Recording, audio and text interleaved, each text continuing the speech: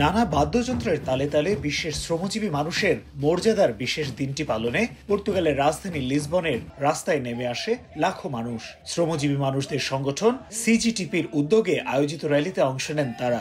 নানা দাবি সম্বলিত ব্যানার ও প্লেকার্ডের পাশাপাশি স্লোগানে স্লোগানে মুখর হয়ে ওঠে শহরের গুরুত্বপূর্ণ সড়ক এভিনিদা আলমিরান্তে রেইস।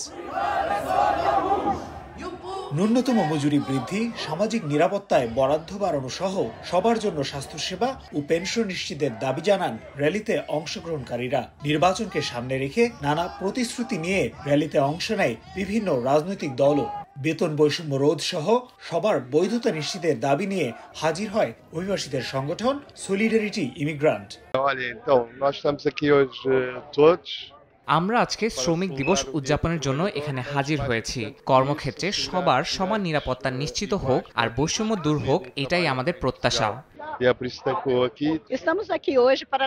এখানে অনেক অভিবাসীরা কর্মক্ষেত্রে মর্যাদাবিহীন, দীর্ঘদিন কাজ করেও তারা পর্তুগালে বৈধতা পেতে লড়াই করছে। অনেকে ন্যায্য মজুরি পর্যন্ত পাচ্ছে না। আমরা চাই দ্রুত তাদের অধিকারও নিশ্চিত করা হোক।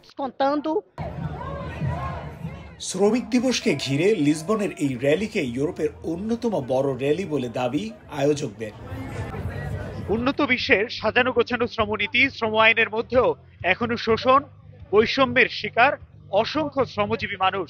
তাই শুধু একটি বিশেষ দিন নয়, প্রতিটি শ্রমিকের অধিকার আদায়ের আগ পর্যন্ত প্রত্যেককেই সতর্ক ও ঐক্যবদ্ধ থাকার আহ্বান এই র্যালিতে অংশ নেওয়া শ্রমজীবীদের।